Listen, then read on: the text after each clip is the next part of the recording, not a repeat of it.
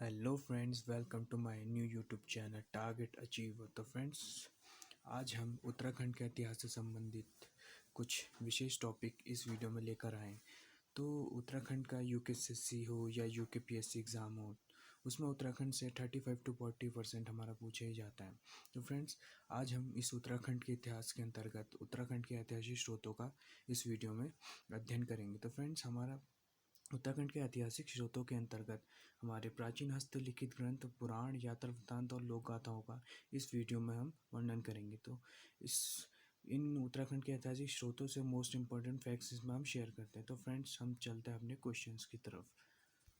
तो फ्रेंड्स, चलते हैं हम अपने पहले टॉपिक की तरफ, उत्तराखंड के ऐतिहासिक स्रोत।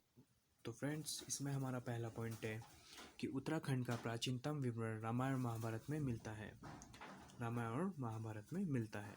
नेक्स्ट पॉइंट है कि महाभारत के वन पर्व में गंगाद्वार, हरिद्वार से भृंगतुंग, केदारनाथ तक की यात्रा का वर्णन भी मिलता है। यानी कि हरिद्वार को प्राचीन काल में गंगाद्वार के नाम से जाना जाता था और केदारनाथ को भृंगतुंग के नाम से जाना जाता था। नेक्स्ट पॉइंट पर आते हैं कि जो केदारनाथ है, केदारनाथ को बौद्ध ग्रंथों में हिमवंत के नाम से भी जाना जाता है। केदारनाथ को हम हिमवंत के नाम से भी जाना जाता है। नेक्स्ट पॉइंट पर आते हैं कि विष्णु पुराण, वायु पुराण, अग्नि पुराण इस क्षेत्र की तीर्थ यात्रा से संबंधित जानकारी भी उपलब्ध कराते हैं। यानी कि पुराणों में भी उत्तराखंड क्षेत्र का वर्णन हमें देखने को मिलता है। अब नेक्स्ट पॉइंट पर आते हैं कि कालिदास की कृतियों, रघुवंश, कुमार संभव, अभिज्ञान शाकुंतलम से भी हमें उत्तराखंड राज्य की जानकारी प्राप्त होती है।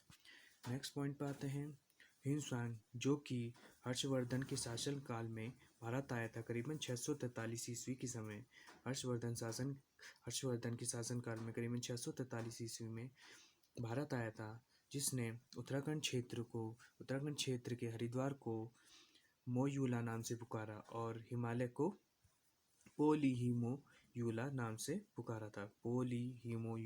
से पुकारा था तथा हरिद्वार को यानी कि उत्तराखंड राज्य को ब्रह्मपुर राज्य के नाम से जाना। अब नेक्स्ट पॉइंट पर आते हैं कि कल्हड़ की पुस्तक राज तरंगड़ी में कश्मीर के शासक ललितादित्य मुक्तापीठ द्वारा गढ़वाल विजय का उल्लेख मिलता है। यानी कि कल्हड़ की पुस्तक राज तरंगड़ी में भी उत्तराखंड राज्य के बारे में हमें जानकारी प्राप्त होती है। नेक्स्ट पॉइंट पे चलते हैं कि जोशीमठ चमोली से प्राप्त हस्तलिखित ग्रंथ गुरुपादुक में यहाँ अनेक शासकों और वंशजों का उल्लेख प्राप्त होता है। तो जो हमारा हस्तलिखित ग्रंथ गुरुपादक जो जोशीमठ से हमें प्राप्त हुआ है, उसमें यहाँ के अनेक शासकों और वंशों का उल्लेख प्राप्त हमें होता है। और यहाँ पे प्राचीन काल से ही लोक गाथाएँ प्रचलित हैं। तो हमारा नेक्स्ट पॉइंट में ये है कि यहाँ के प्राचीन इतिहास की जानकारी भी हमें लोक गाथाओं से मिलती है। तो जिनका विवरण हम इस प्रकार करेंगे। तो हमारी पहली लोक गाथा है मालूशाही।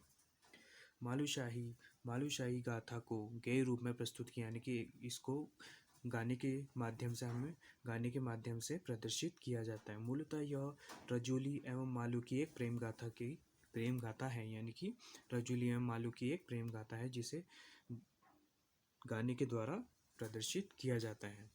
नेक्स्ट हमारी गाथा है रमोला गाथा। रमोला गाथा यह मुख्यतः गढ़वाल के रमौलगढ़ के रमोला जनजाति से संबंधित गाथाएं हैं।